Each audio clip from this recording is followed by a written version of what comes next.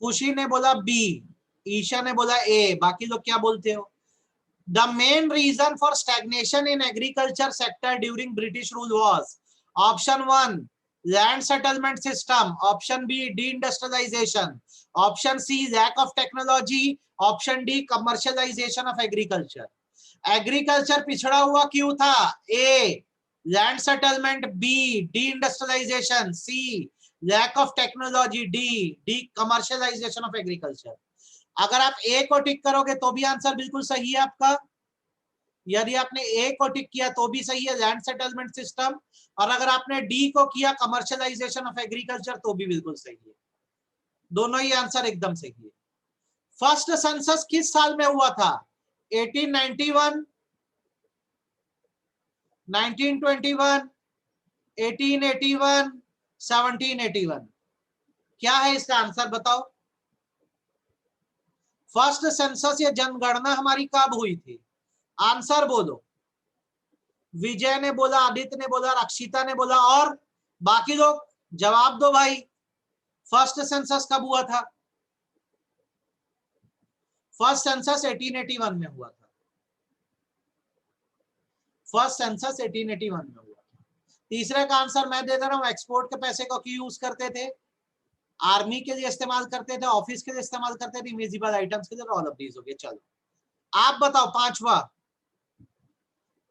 कौन सी इंडस्ट्री सबसे ज्यादा बर्बाद हुई ब्रिटिश एरा में? बताओ कौन सी इंडस्ट्री सबसे बर्बाद हुई ब्रिटिश एरा में, ये बताओ। आंसर दो भैया, कौन सी इंडस्ट्री सबसे ज्यादा डिस्ट्रॉय हुई? चार ऑप्शन है, आप बताओ कौन सी इंडस्ट्री डिस्ट्रॉय हुई ब्रिटिश एरा में? ईशा, संध्या, ईशिता ने तो बताया, रक्षिता ने बताया, खुशी ने बताया, बाकी लोग क्या बोलते?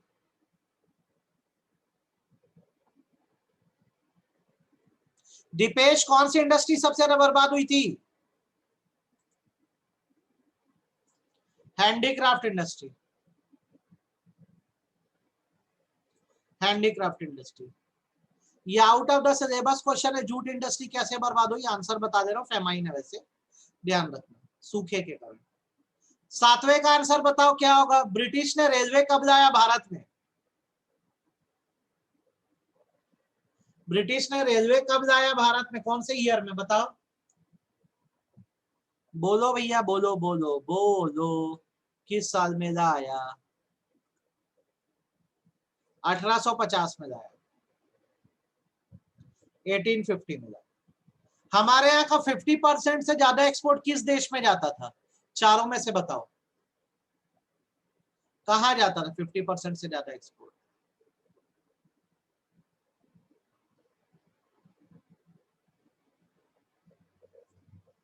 ब्रिटेन जाता था, वो स्विस कैनाल बना दिए थे, वहीं बेचते थे।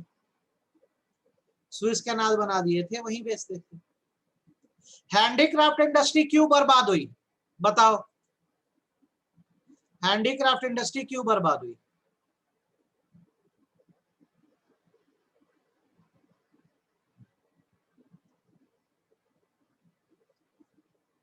फिनिश गुड्स के इंपोर्ट से।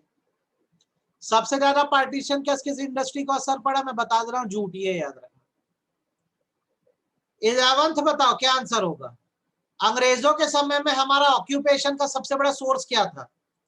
हमारे लाइवलीहुड का सबसे बड़ा सोर्स क्या था अंग्रेजों के समय में? क्वेश्चन नंबर 11 का आंसर दो, फटाफट बताओ। स्विस कैनाल एक डायरेक्ट लिंक बनाता है किसके बीच? स्विस कैनाल एक डायरेक्ट लिंक बनाता है किसके बीच? बताओ।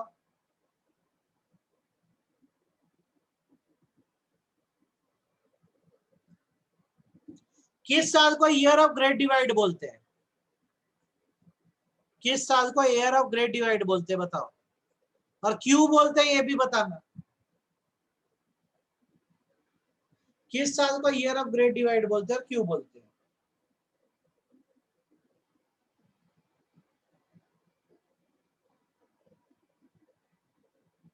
बोलो।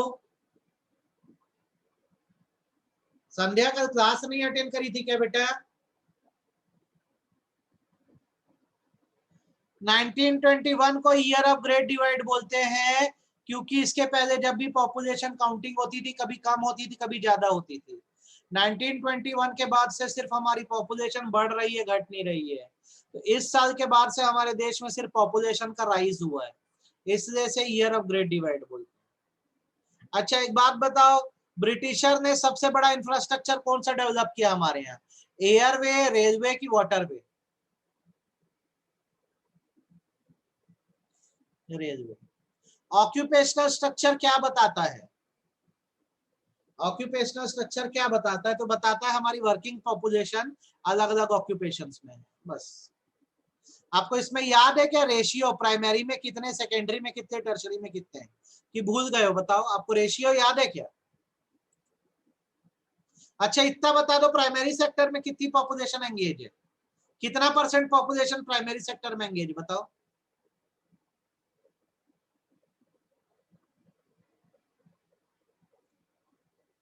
सेवेंटी 72%। ऐसे पता होना चाहिए और ध्यान होना चाहिए। गुड, ठीक।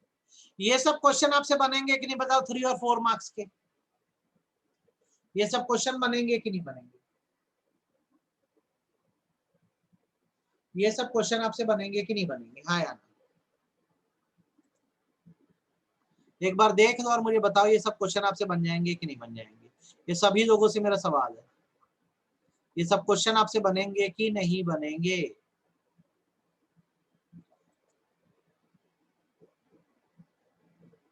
क्वेश्चन नंबर 4, कौन सा क्वेश्चन नंबर 4? वो काम का नहीं है, इसलिए उसको हटा दिया। रिकॉर्डिंग मेरे हाथ में नहीं है बेटा, अभी प्रिंसिपल मैम के हाथ में। नहीं दे रहे बच्चों को रिकॉर्डिंग जब तक कोई बहुत जेन्युइन रीजन ना हो, क्योंकि ये मेरे हाथ में ही नहीं है रिकॉर्डिंग वाला काम।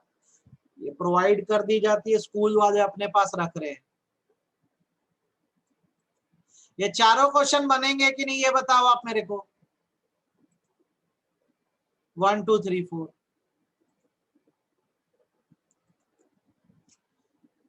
इसमें ना नोट्स में भी पढ़ना दिया हुआ है, कमर्शियलाइजेशन ऑफ एग्रीकल्चर। इसमें क्या था, ब्रिटिशर हमको मजबूर करके इंडिगो प्लांटेशन कराते थे, मतलब हमारे खेतों में डाई उगाते थे, जिससे सॉइल इरोजन होना चालू हो गया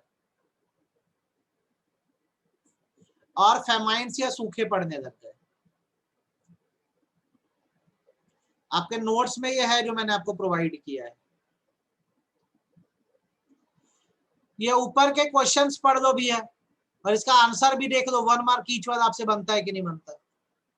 आप ये पढ़ लो, क्वेश्चंस होता जाए तो बताना, पहले 1 2 3 4 को पढ़ के बताओ समझ आ रहा है कि नहीं आ रहा है, फिर आगे बढ़ेंगे। पढ़ लो इसको, ये क्वेश्चन और आंसर पढ़ लो, शीट्स भेज भी दूंगा आपको मैं, आप इसको पढ़ लो। यस सर बोलोगे तो आगे बढ़ेंगे।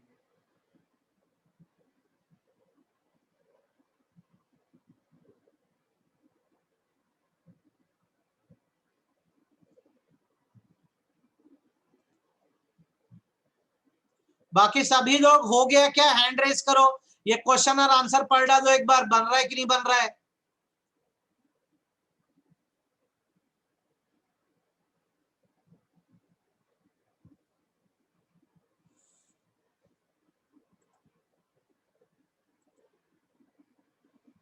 ये नीचे पढ़ो क्वेश्चंस और उसके आंसर बन रहे हैं कि नहीं बताना।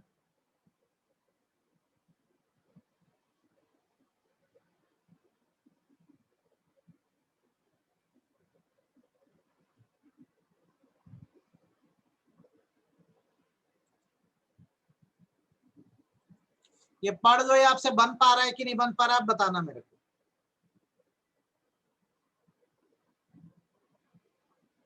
ये 6 मार्क्स के क्वेश्चन देखो आपसे बनेंगे कि नहीं बनेंगे, 6 नंबर के क्वेश्चन देखो आपसे बनेंगे कि नहीं बनेंगे। सो पढ़ो, कौन सा नहीं बनेगा ये बताना। और यही से बोर्ड में भी आना, ध्यान रखो, देख लो ये क्वेश्चन आते हैं आपसे, सब बनेंगे कि नहीं बनेंगे।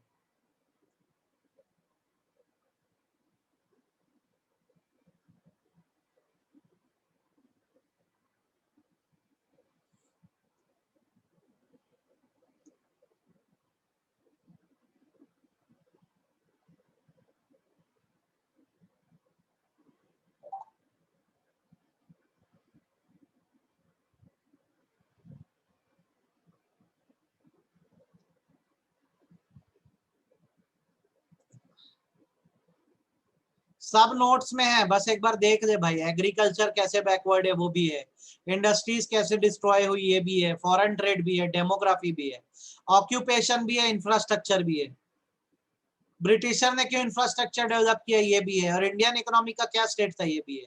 सारी चीजें नोट्स में है आपके पास। ऑक्यूपेशनल स्ट्रक्चर नोट्स में देखो ना, आपको कल ही तो मैंने पढ़ाया है, ये देखो कहाँ गया यार, ये देखो, ये आंसर है, दिस इज द आंसर।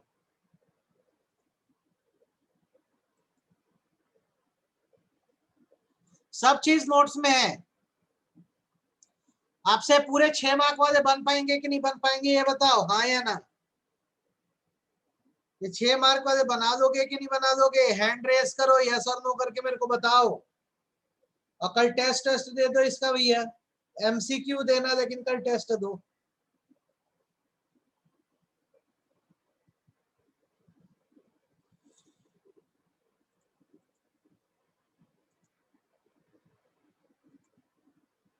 बनेगा, पढ़ो इसको, HOTS को पढ़ो, इसको पढ़ो और एकदम अच्छे से पढ़ना, एक एक लाइन पढ़ना।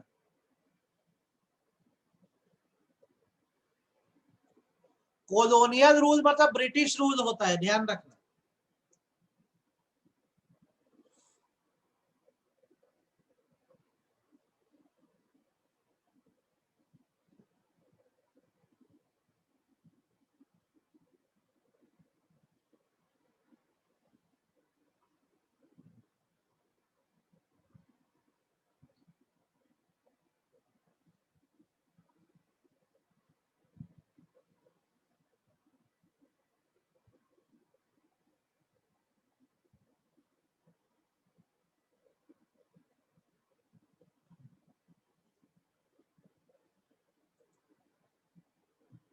प्रोस्परस का मतलब होता है तरक्की पे थे।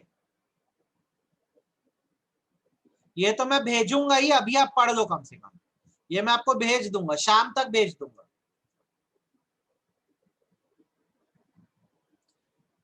पूरी पढ़ो, एक एक वर्ड को पढ़ो आप इसके।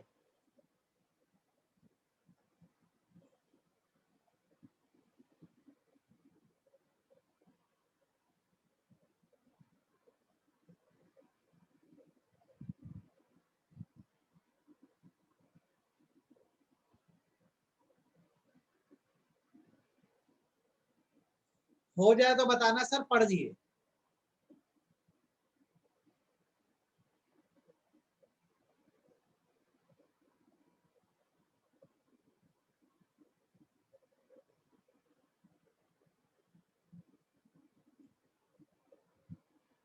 एक्सपोर्ट सरप्लस का मतलब होता है कि एक्सपोर्ट करने से होती है हमारी कमाई और इंपोर्ट करने से होता है खर्चा। तो हमारा एक्सपोर्ट ज्यादा था और इंपोर्ट कम था। जैसे जब आप दूसरे देशों में बेचोगे तो आपकी अर्निंग होगी, तो ये एक्सपोर्ट है। तो जैसे आपने 150 करोड़ का एक्सपोर्ट किया, और जब आप इंपोर्ट करते हो तो आपका खर्चा होता है, तो 100 करोड़ का आपने इंपोर्ट किया। तो यहाँ पे ये माना जाता है कि 50 करोड़ जो है आपका एक्सपोर्ट सरप्लस हो गया, आपका प्रॉफिट हो रहा है।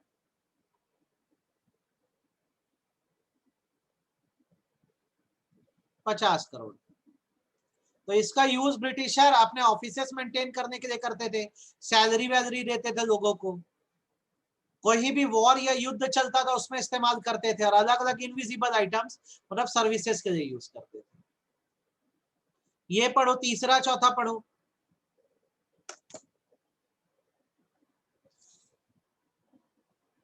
बन रहा है कि नहीं बताना।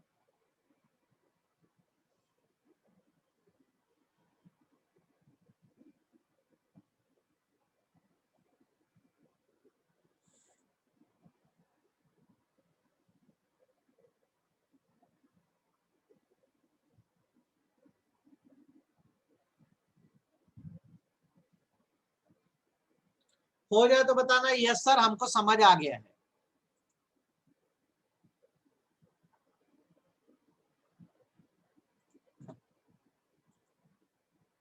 मोनोपोली मतलब एक छत्र राज, मतलब आपके अलावा फिर कोई नहीं है।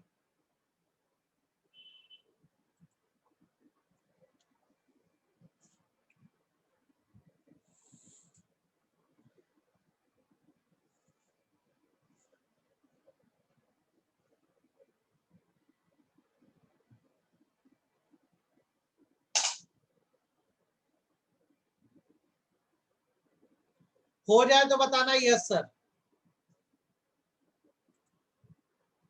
गुड। अब ये शीट भेज दूंगा, इसको प्रिपेयर कर दो अच्छे से। आपका चैप्टर 1 यहाँ पे जाके खत्म होता है, ठीक है, पूरी तरह से। अब थोड़ा सा मेरी बात को समझो, प्रेजेंट पोजीशन और डेट के हिसाब से बात कर देते हैं। आज अपनी डेट है 28 तारीख। अभी आपके 12th की क्लास का स्टेटस क्या चल रहा है? बीएसटी में आपका 3 चैप्टर हो गया है। आप लोग भूल चुके हो, रिवीजन चाहिए कि याद है, ये बताओ मेरे को। तीनों चैप्टर आपको तीनों याद है कि नहीं, पढ़ चुका है, भूल चुके हो, ये बोलो पहले।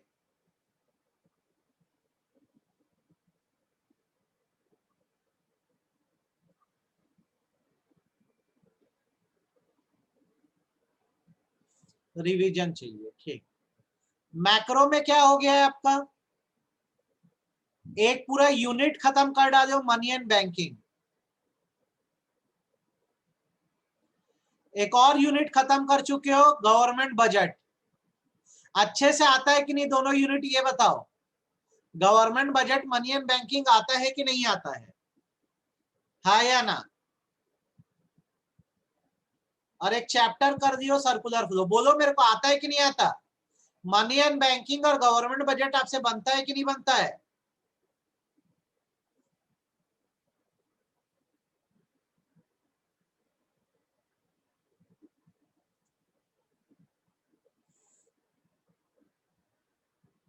बजट का नोट्स में सेंड नहीं किया, मेरे ध्यान है, मैं उसको भेजता हूं।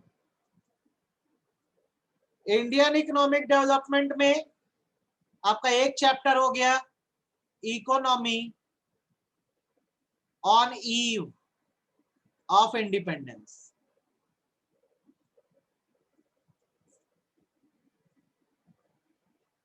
इतना हमारा हो गया। अब अपना आगे स्केड्यूल ये होने वाला है कि 29, 30, 31 मई, मतलब मंडे, कल तो टेस्ट दे रहे हो, 31 मई मंडे है। 31 मई से 10 जून तक हम इंडियन इकोनॉमिक डेवलपमेंट के, एक हो गया है, 4 चैप्टर और करेंगे, 5 चैप्टर कंप्लीट करेंगे। 5 चैप्टर कर, ये स्केड्यूल ध्यान रखना थोड़ा सा भैया, ठीक है। 5 चैप्टर 10 जून तक खत्म हो जाएंगे, ठीक है। 11 जून से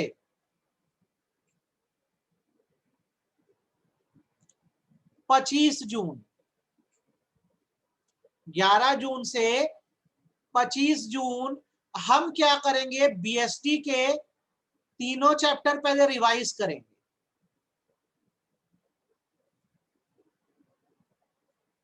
रिवाइज करने में हमें लगेगा 11 जून, 12 जून, 13 जून, 3 दिन लगेगा ये 3 चैप्टर रिवाइज करने में। इसके बाद हम इसमें नेक्स्ट 3 चैप्टर करेंगे। चैप्टर के नाम होंगे प्लानिंग, ऑर्गेनाइजिंग, स्टाफिंग। ये 3 चैप्टर हम जून में कंप्लीट कर चुके होंगे। तो मतलब इन टोटल हमारा 6 चैप्टर 25 जून तक हो जाए। मेरे पूरे कंसेप्ट को समझ लो जो मैं आपको बात बता रहा हूं। अब जब 26 जून से आएगी बात, तो 26 जून से 31 जुलाई ये सबसे क्रूशियल टाइम रहेगा, सबसे इंपॉर्टेंट टाइम है आपके लिए। इसमें मैं आपको मैक्रो इकोनॉमिक्स का 2 यूनिट कराने वाला हूं। एक यूनिट का नाम है नेशनल इनकम, यह आधे देश के बच्चों से नहीं बनता है। और दूसरा aggregate demand and aggregate supply, जिसे determination of income and employment बोलते हैं। Determination of income and employment बोलते हैं। ये अपना 26 जून से लेकर 31 जुलाई तक चलेगा, ये बात ध्यान रखना। और इस टाइम एक भी बच्चा क्लास अटेंड नहीं करेगा वरना बोर्ड में फेल हो जाओगे। ये बहुत इंपॉर्टेंट रहेगा ये हिस्सा। तो आपको मैंने अभी 2 महीने का पूरा स्केड्यूल बता दिया है। आपको मेरा स्केड्यूल क्लियर है, हमारी पढ़ाई कैसे चलने वाली है?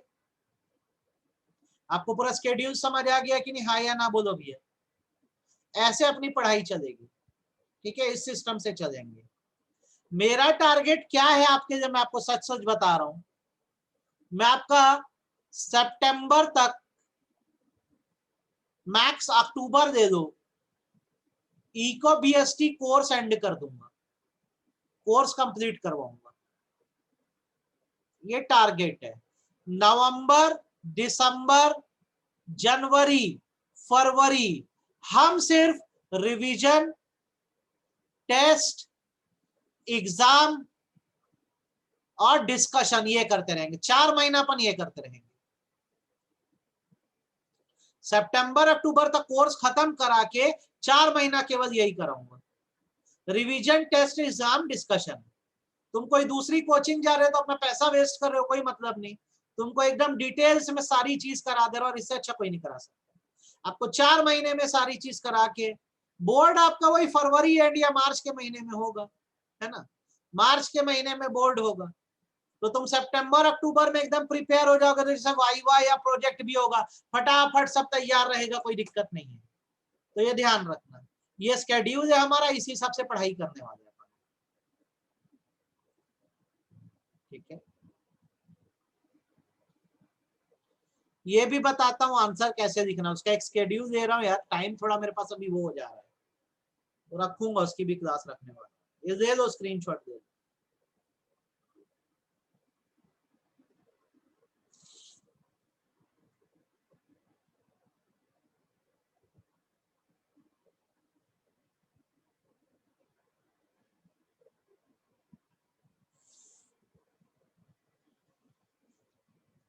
हो गया? That's it for today। इतना हम करते हैं, कल टेस्ट दे दो आप, 25 नंबर का एमसीक्यू।